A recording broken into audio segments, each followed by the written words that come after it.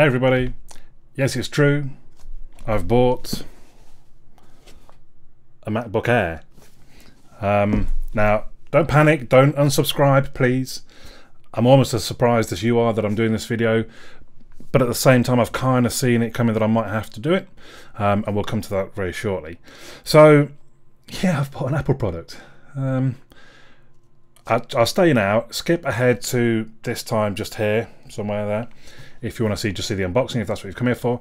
I'm going to give you a little bit of kind of background, a little bit of talk about it first before we move on to that.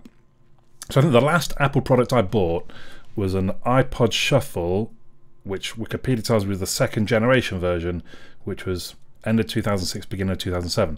So like 11 years ago since I bought any kind of Apple product, I'm fairly sure. I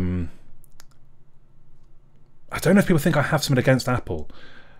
And I don't think that I do. I don't think I have. I'm not sort of, oh, I'm never buying Apple. I don't think I've ever said that. That's not really, I don't really operate that way. I think that I'm too logical for that. You know, some people, oh, I'm not going to shop in this shop because they do blah, blah, blah. I don't really just operate that way. If it makes sense for me to shop there, I'm going to go and shop there. Why would I not do it if it's something that I'm going to benefit from? Even if they benefit from it, it's just not me. So let's get that out of the way right to begin with. What I do think, you generally pay a bit more for the name. I don't think anyone would argue with that. Maybe yeah. Well, when you look at the iPhone, I think initially I didn't like that hardware. I didn't think it was really that good. I thought it was quite ugly. Generally, the specs weren't great. I mean, I'm not saying that Android was loads better. I just remember looking and thinking, well, why the big hype about the iPhone? It's not this amazing thing. I know Android has changed a lot to get to where it is now, and it's a very different operating system.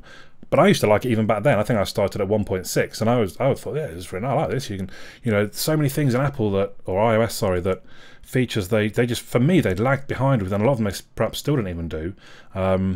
You know, if I think back through the years, things that I found out, wait, you couldn't copy and paste before. Wait, you couldn't change the background wallpaper. Wait, you haven't got widgets. There's so many things that for me makes Android great, and iOS just don't do, or they've taken time to do. If I'm honest, I think now, you know, the iPhone X, 10, whatever, it looks a nice bit of hardware. I think the hardware has been very good since, I don't know, since they went, was it the 6? I'm not sure. It's good hardware. It is good hardware. But I like to think that I'm reasonably unbiased. I haven't got this thing against Apple that means I'm just going to, just for the fact that it's Apple, I'm going to say, well, it's rubbish. Don't get it. Don't buy it. I'm almost certain I've advised people, yeah, you're probably best off with an iPhone. I've said to someone or two people in the past, you're probably best with a Windows phone. I wouldn't say now, but I did at the time. That's what they were used to. Yeah, let's not get into it. So I think I'm reasonably unbiased. read some of the comments on some of the Windows phone reviews I did 2 or 3 years back. The Windows fanboys didn't think I was unbiased. That was quite funny. So at work, I do have an iPad that I use at work, kind of almost every day. But generally, I had to bring that home specifically to just kind of wave it around on the camera because I leave it at work. It's nice, a nice bit of hardware.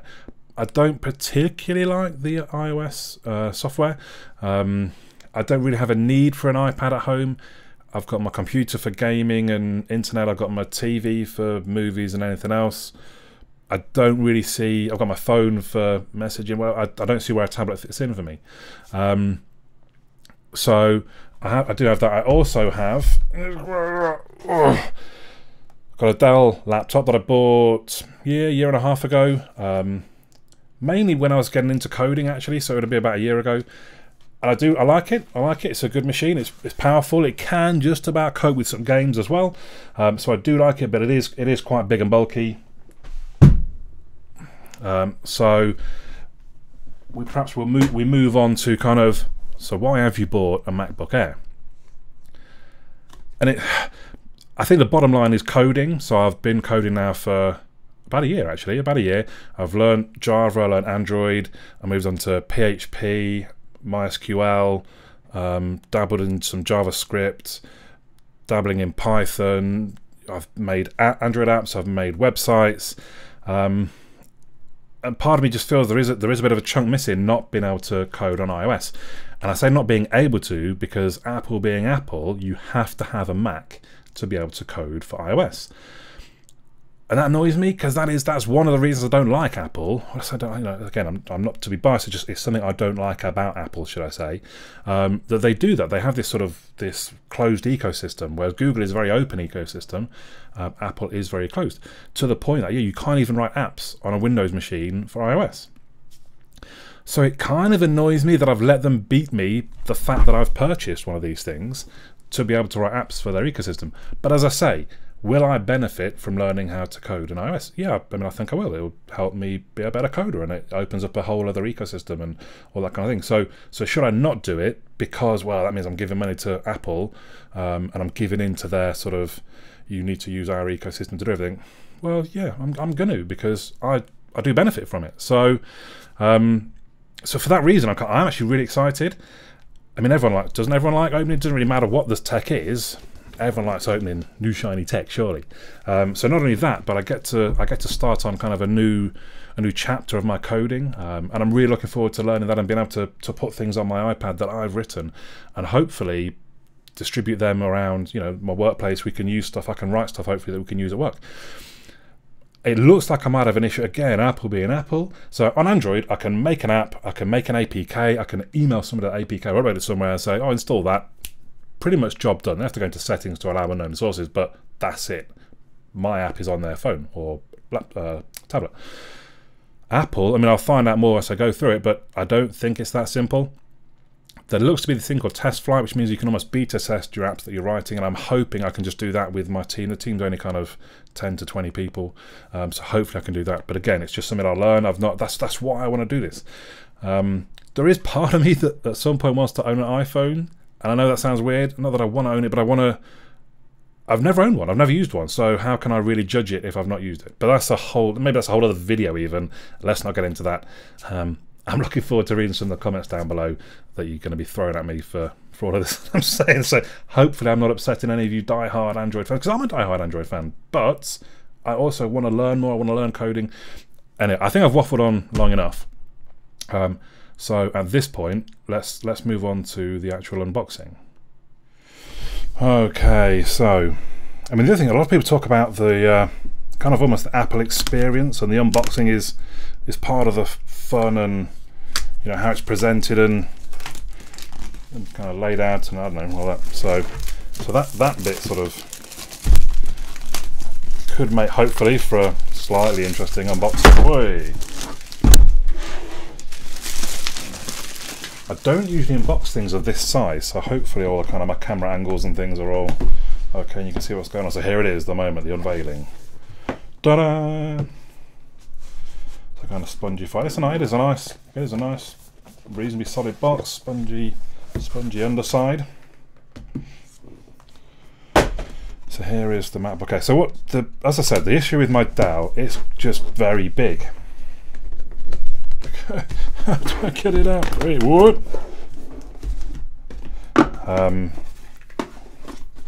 Okay.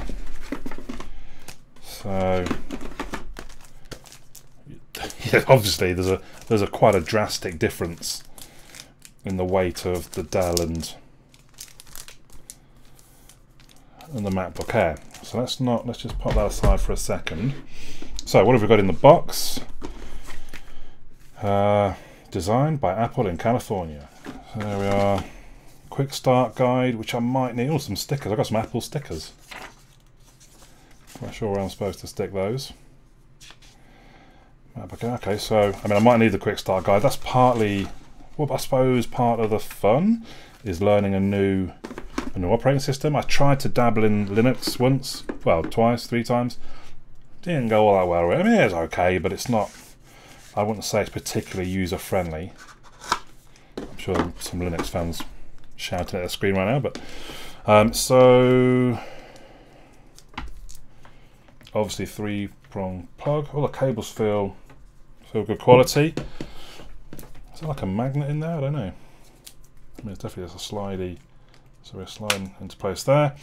And then this is kind of, I think that's the mag lock. No, yeah, mag lock. So that's sort of magnetically, I believe, connects in. So what have we got? Oh, is that so? Okay, yeah. So that can, so it can go straight to the wall. All right, yeah. I like that. It's good. We're going to stick with the long cable just at the moment. Well, I say stick with it. We're going to we're going to cast it aside down there. So yeah, we've got the extra. Right, got you through there. My bad. So is that it? Oh, yeah, that's stuck down, I think. Yeah, okay. Let's put the whole. So let's just. What does it tell us on here? Use across whatever. We're going to go ahead and peel off. So I mean, it's not. It's just nothing particularly magical. That feels good though. It feels a nice solid. I don't know if it actually is metal. I guess it's metal. I should have perhaps done my research on that. That's very pointy at this end, isn't it? Okay, so we've got. What do I grab hold of to actually? There we go. So there she is, the MacBook Air 2017 13.3 inch screen. I watched a few reviews before I ordered it. I mean, I'd pretty much made my mind up, but it was interesting, some of the reviews. A lot of them say, you know, it says it's the best-selling MacBook there is. It's a great option for students because of its price.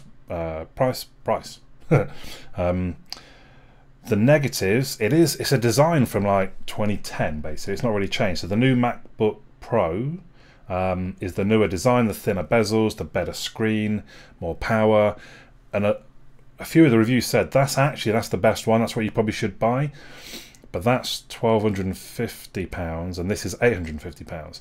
So for me, you know, I'm not like a big Apple fan. It is really just so I can get coding. It seemed like the Air was still the best option for me. The downsides that have been commented mainly is the screen. So let's get it turned on, I guess. Am I turned on? Does it need power? Let's hold it down a bit longer. The main drawbacks to say, the speakers sound quite good. That was reasonable volume to them. So the main drawbacks being the screen. It's not got great viewing angles. It's not as bright as other ones. The comments are you would expect better on a device of this price.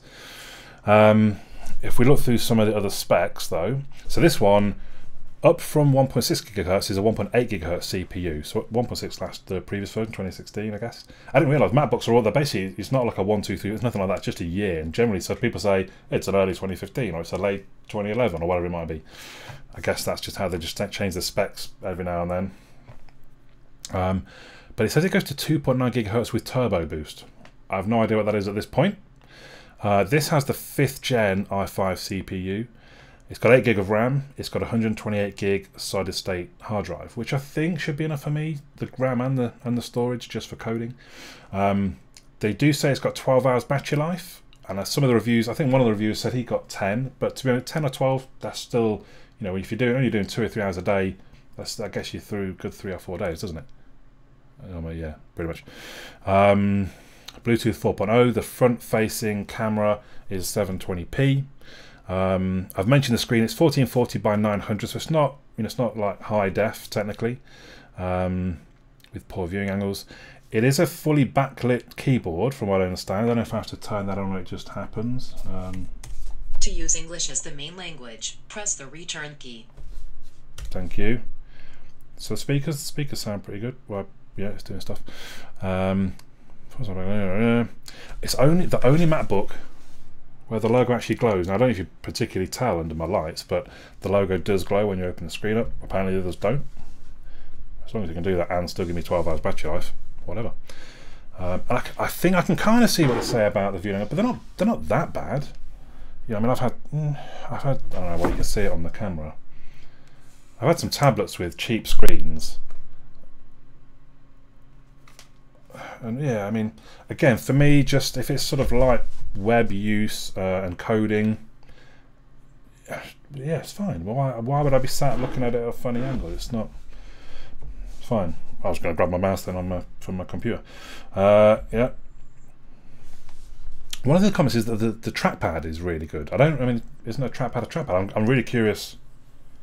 I mean, it feels good. It feels not all that dissimilar to kind of the rest of the machine, I suppose. It's got an SD card slot, so if you look around the sides briefly, so that's where the Mac MacBook OS contains a built-in screen reader called VoiceOver. If you know how to use VoiceOver, press Command F5 now to turn it on and set up your Mac. If you would like to learn how to use VoiceOver to set up your Mac, press the Escape key. I kind of want to... I'm sure I can... What was it? I don't even know what it said. Command F5? VoiceOver on Setup Assistant. Window, table, row 1 of 240. United Kingdom, selected as keyboard focus. You are currently on a table. To enter this table, press Control, Option, Shift, down arrow. I don't know what Cells it's... within this table, press Control, Option, and then up arrow, No, down I don't... arrow, Alright, left how do arrow, I turn... VoiceOver off. Thank you, right. So, alright. I didn't realise what it was doing was actually... Okay, I've got to press quite hard. Well, not hard, but I was tapping like my laptop one, I suppose. 5G Wi-Fi. I'm sure I was saying something then, I've forgotten. So it does feel, it also feels really nice. The keyboard feels nice. The trackpad does feel nice and solid. You can feel it when you press it. You can kind of feel, you know. And that's, you know, this is what I suppose I'm hoping. Transfer information to this Mac. Oh, from a window. No, don't transfer. Let's just start fresh. Right. So, I guess what I'll do. We've done. Oh yeah, that's what I was doing. So I was showing you around the ports. So we've got the Maglock, which we use to charge. What the hell was that one? Is that just USB? Yeah, I think it's just regular USB. It looks thinner. Why does it look thinner? USB, 3.5 mil headphone jack, and then over on the other side, the SD card reader, another USB port, and was it the lightning connector? Nothing particularly underneath to see of note. Whether maybe I've got a small scratch on there already. Hopefully that'll just rub off. Yeah, well, the illuminated. Oh, maybe you can see that kind of when it's not in the. It's quite nice. So it feels nice hardware. You know, again, I'm not going to just bash Apple because it's Apple. It does feel good hardware, and that, you know, I guess that's never really been my issue. Well, not recent anyway. That they do good hardware. So I was going to use it for a while, maybe even to the morning, and then sort of summarise how I'm getting on with it. But actually, I think the video's dragged on plenty long enough as it is. So hopefully that's been kind of interesting to you. Subscribe if you haven't already, because in the next few days I will definitely, or you know, maybe a week or so, I will try and give some feedback on how I'm getting on with it.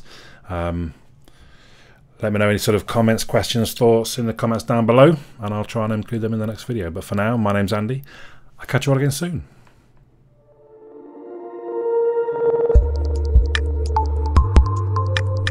You made it all the way to the end. Well done. So thanks for watching. Hopefully you enjoyed it. If you did, please do subscribe by clicking the little fella over on this side of the screen. You might also want to check out the other videos. Should be just there. Check out my website as well, androidandy.uk, made by me. I'm learning HTML and PHP, so hopefully it's functional. But I'll see you again in the next video.